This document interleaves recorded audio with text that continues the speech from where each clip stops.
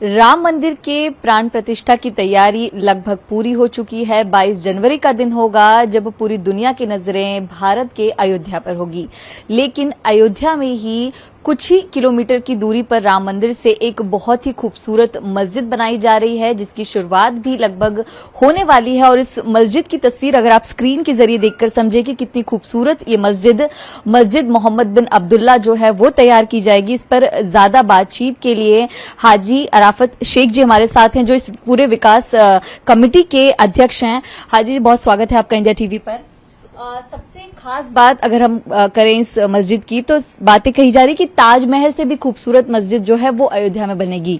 कैसे, विस्तार से अगर हमें बताएं। देखिए, हमारे लिए बहुत बाइसे फख्र की बात है कि हिंदुस्तान की शाही मस्जिद, सबसे बड़ी मस्जिद जो बनने जा रही है, जिसका नाम है मस्जिद मोहम्मद बिन अब्दुल्ला, और अयोध्या में धनीपुर में बनने जा रही है। ये हमारे लिए बहुत बड़ी बात है। कुछ ही दिनों के अंदर इस मस्जिद का काम शुरू होगा।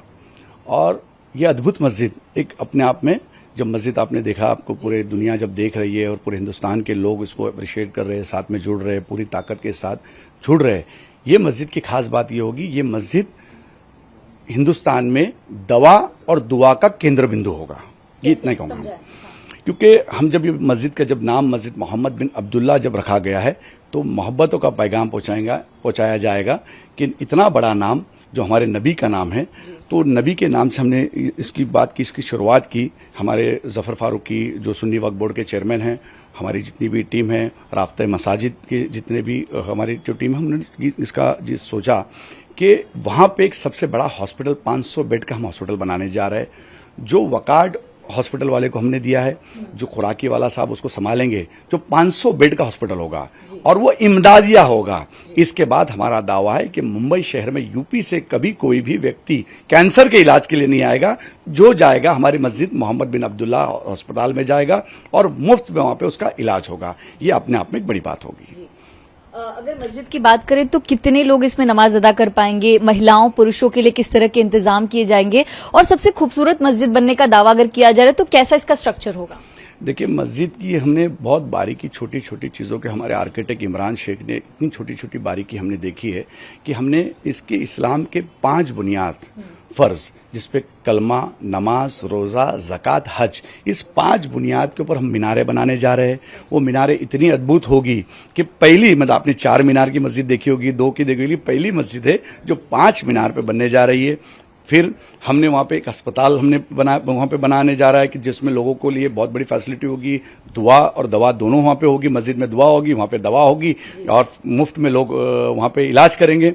ये अपने आप में एक बड़ी बात है, जिसमें पांडे जी, शुक्ला जी, गुप्ता जी, अब्दुल रहीम, अब्दुल करीम, जो भी कोई होगा हिंदू मुसलमान, उसके लिए फ्री जब इलाज होगा। एक हिंदू व्यक्ति, एक मुसलमान व्यक्ति जब उसकी माँ का, उसके बाप का जब इलाज होगा, और जिस गांव में, जिस नुक्कड़ पे, जिस चौराहे पे जाएगा, तो मेरे नबी का नाम मोहब्बतों से, अदब से लिया जाएगा कि हमारा इलाज मोहम्मद बिन अब्दुल्ला हॉस्पिटल में हुआ और माँ का इलाज वहां पर हुआ। ये अपने आप में एक बड़ी बात होगी। हमने दुनिया का सबसे बड़ा कुरान, जो टूरिस्ट कैसा वहां पे अट्रैक्ट होगा, कैसा आएगा, देखेगा, और दीन और के एतबार से मेरी कंट्री किस तरीके से इसके अंदर टूरिस्ट आएगा, टूरिज्म भी बहुत बढ़ेगा, तो कैसा होगा, तो हम दुनिया का सबसे बड़ा कुरान बनाने जा रहे हैं, जो 21 फीट लंबा है और 18-18 फीट पे खुलेगा, और वो केसरी रंग का होगा। ये भी अपने आप में एक बड़ी बात होगी। तो ये कुरान बनने जा रहा है, तो लोग कुरान देखने के लिए जरूर वहां पे पहुंचेंगे। फिर वहां पे हम एक बहुत बड़ा फिश एक्वेरियम बना रहे हैं। लोग वजू करने जब जाएंगे, लेडीज और जेंट्स का अलग अलग एंट्री होगी, और उसके अंदर जो बच्चे जाएंगे, लेडीज जाएंगे और मछलियां देखेंगे, फिश एक्वेरियम को देखेंगे, और 2-2 रकात नमाज अदा करेगी। जो बेकसूर मारे गए उनके लिए मगफिरत की दुआ होगी, और 2-2 रकात नमाज ता कयामत तक की होगी। यह अपने आप में एक बात होगी कि हर कोई चाहेगा कि मैं जाके नमाज अदा करूं, तो वो एक वहां चीज होगी। फिर जब मैं गंगा जमुना तहजीब की बात करता हूं, तो वहां सभी जाति धर्म के लोग वहां पे आएंगे। तो हम वहां पर वेज किचन बना रहे, ता कयामत तक से 3000 से 5000 लोगों का खाना वहां पे फ्री में, मुफ्त में दिया जाएगा। और इस तरीके से दिया जाएगा कि हम जब शादी में जब जाते हैं, किस तरीके से हमारा गेस्ट आता है, वो हमारा मेहमान होगा, और मेहमान को किस तरीके से खिलाते हैं, उस तहजीब से उनको खाना दिया जाएगा। ये अपने आप में एक बड़ी, हर कोई वहां पे किचन में जाएगा, हर कोई व्यक्ति सोचेगा ये हमारा किचन है, और वहां पे पेट भर के खाना खाएगा ता कयामत तक। ये अपने आप में एक बड़ी बात होगी। हाजी जी, आपने जिक्र किया कि 21 फीट से ज्यादा की एक बड़ी कुरान की जो किताब है वो रखी जाएगी वहां पे। केसरी रंग का भी आपने जिक्र किया। केसरी रंग एक विशेष धर्म से जोड़ा जाता है, इसको लेकर क्या कहेंगे आप? देखिए, केसरी रंग की अगर आप जब बात करते हैं तो हिंदू सोचता है कि ये केसरी रंग जो भगवा रंग हमारा है, मुसलमान सोचता है हरा रंग हमारा है, लेकिन हम संतों को मानने वाले लोग हैं, गरीब नवाज को मानने वाले लोग हैं। जब गरीब नवाज की अगर हम जब बात करते हैं तो हमारे गरीब नवाज के दुशाले का कलर केसरी रंग का था, यानी हमको चिश्तिया कलर कहा जाता है। तो जितना केसरी रंग हिंदू होगा उतना केसरी रंग हमारा है, क्योंकि हम गरीब नवाज को मानते हैं। तो अगर हम ये सारे रंगों को अगर एक जगह अगर जमा कर ले तो ये देश मोहब्बत का देश होगा। कोई बोलेगा मैं हरा है, कोई बोलेगा मैं भगवा है, और ये सारे रंग एक जगह हो गए। तो हमने ये प्रयास किया है कि सारे रंग को हम सरकार गरीब नवाज को सामने रखते हुए हमने उस रंग को भी एक अहमियत दी है, और वो अहमियत वाला ही रंग है जिसको गरीब नवाज ने पसंद किया, उसको हम सब पूरा देश और पूरा हिंदुस्तान पसंद करेगा। ये अपने आप में एक बड़ी बात होगी। तो हमारी इस खूबसूरत मस्जिद को लेकर ये भी बात हो रही है कि मक्का के इमाम यहाँ पर आएंगे, उनकी तरफ से पहले नमाज पढ़ के शुरुआत की जाएगी, उसको लेकर अगर आप बताएं। बिल्कुल, जब पहली ईद जो हम मुंबई शहर से अंदर सरकार पीर आदिल बिजापुरी के बेटे कदीर भाईजान, फहमी पीर, ऐसे सभी संतों के साथ में, पीरों के साथ में मुंबई से ईद ली जाएगी। और ईद वहां पे बहुत बड़े उलमा होंगे, वहां पे हिंदुस्तान के बड़े बड़े आलिम होंगे, उलमा होंगे, पीर होंगे, उनके हाथ से उसकी शुरुआत की जाएगी, ईद पहली रखी जाएगी। और पूरी मस्जिद जब बन जाएगी, जो भी वक्त लगेगा 4-5 साल, जब भी जो वक्त आर्किटेक्ट बताएंगे, उसके बाद हम चाहेंगे, हमारी कमेटी चाहती है कि जफर फारूकी साहब, हम सब ने बैठ के तय किया है कि हम पूरी दुनिया में सभी लोगों को इन्विटेशन देंगे कि इतनी अद्भुत मस्जिद बन रही है, जो मस्जिद ताजमहल से भी खूबसूरत होगी, वो लोग देखने के लिए आएंगे। दुनिया के एक नक्शे के ऊपर मस्जिद मोहम्मद बिन अब्दुल्ला होगी। तो वो नमाज हम मक्के के इमाम को इन्विटेशन देंगे, ताकि मक्के के इमाम अगर आके वहां पहली नमाज पढ़ाएंगे तो वो अपने आप में एक बहुत बड़ी बात होगी, और उसके अंदर उसकी रौनक और खूबसूरती और दुआओं से उस मस्जिद का परिसर महक उठेगा। तो जिस ईंट का जिक्र कर रहे हैं वो ईंट इसी तरह की, इसमें क्या कुछ खासियत अगर इसके बारे में बताए कि अगर कोई अपनी तरफ से एक ईंट दान करता है तो किस तरह का डेटा मस्जिद कमेटी के पास रहेगा और कैसे ये पूरा? देखिए, इस ईंट की अगर आप बात करेंगे तो इसमें मस्जिद मोहम्मद बिन अब्दुल्ला आगे लिखा हुआ है। अच्छा। कुरान की आयत लिखी हुई है, सभी खलीफाओं के नाम लिखे हुए, इमाम हसन का नाम लिखा है, हुसैन का नाम है, सभी लोगों का नाम लिखा हुआ है, पैगंबर के परिवार का नाम लिखा हुआ है। फिर उस साइड में मस्जिद कौन तामीर करता है उसके बारे में लिखा है कि कुरान की जो आयत है, मस्जिद अल्लाह किसको हिदायत देता है, कौन मस्जिद तामीर करता है, वो लिखी हुई है। और नीचे जो कोई भी व्यक्ति देगा, उसके माँ पिताजी जो दुनिया से चले गए, तो वो अपनी ईंट देगा तो उनका नाम आएगा नीचे, और वो लिखेगा मस्जिद मोहम्मद बिन अब्दुल्ला को ये ईंट सो नाम हमने ये वफ कर दी। तो ये ईंट उसका ता कयामत तक होगी। इसके अंदर हम एक साइड में जो इधर अल्लाह लिखा हुआ है, वहां एक पित्तल की चिप लगेगी और उसके अंदर नंबर आएगा, नंबरिंग के साथ होगा। तो हम जब कमिटमेंट करते हैं कि ता कयामत तक के ये ईंट वहां लगेगी, तो वो ईंट वहां ही लगेगी। कल को 200 साल, 300 साल, 400 साल, 500 साल के किसी वजह से लीकेज प्रॉब्लम हो गया या वो वॉल तोड़ना पड़ी या वॉल रिपेयर करनी पड़ी, तो कोई भी व्यक्ति अगर उसको उस जमाने के अंदर, मेरे परिवार से कोई ना कोई हाजी अरफात उस वक्त होगा, तो उसकी पूरी किताब बनने जा रही है, उस किताब में जरूर देखेगा और उस आर्किटेक्ट को कहेगा उस किताब के जरिए ही वो उस वॉल को तोड़ा जाएगा और उसके अंदर ये प्लास्टर में तो सब नाम छुप जाएंगे।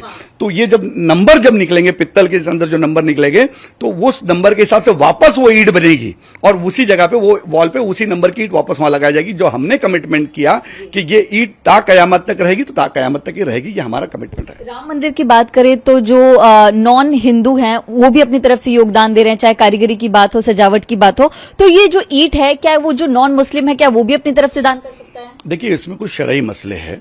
हमने इसीलिए ये पूरे मामले के अंदर हमने चंदा नहीं मांगेंगे। रास्ते पे कोई चंदा मांगते हुए कोई रास्ते पे कोई भी व्यक्ति नजर नहीं आएगा, कोई रिसिप्ट लेके नहीं आएगा, कोई मौलाना रास्ते पे नजर नहीं आएगा, कोई व्यक्ति नजर नहीं आएगा। इसके लिए हमने खुद की एक वेबसाइट हम बना रहे हैं और वेबसाइट के जरिए जिसमें अगर जो कोई ईंट देना चाहता है वो ईंट के लिए लिखाएगा।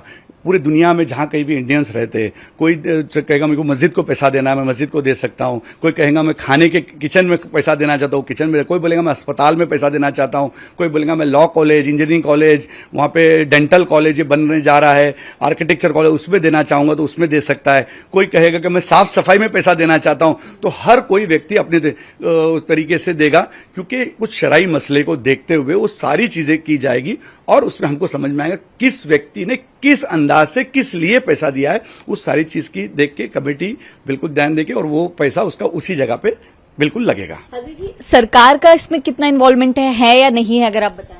नहीं, बिल्कुल सरकार से तो हम इतना ही चाहेंगे कि फास्ट ट्रैक के ऊपर जल्द से जल्द हमको परमिशन दे दे, परमिशन जल्द से जल्द देंगे, जल्द से जल्द ये मस्जिद खूबसूरत नजर आएगी ताकि पूरे दुनिया का केंद्र बिंदु हो जाए, दुआ और दवा का, लोगों को फैसिलिटी हो, लोग हम मुसलमान नमाज पढ़े और हर कौम का व्यक्ति वहां पे इलाज फ्री में, मुफ्त में इलाज हो, बच्चे पढ़े, बच्चियां पढ़े, वहां पे एक नई चीज आएगी, लोगों के लिए पढ़ाई लिखाई के लिए एक साधन होगा, सारे सोशल काम अच्छे हो गए तो अच्छे काम के लिए मुझे लगता है हमारे प्राइम मिनिस्टर सक्षम है। जब एक तरफ हमारे प्राइम मिनिस्टर बोलते सबका साथ, सबका विकास, सबका विश्वास, और ये सबका विश्वास जीतने वाली बात है, ये अभी उनके वहां पे इत्तेफाक से वो वहां के खासदार वहां पे वही है और प्राइम मिनिस्टर भी वही है। ये भारत देश के लिए एक अपने आप में एक बड़ी बात है। उनके हाथों में, उनके नजरों के सामने ये सारी चीजें होगी।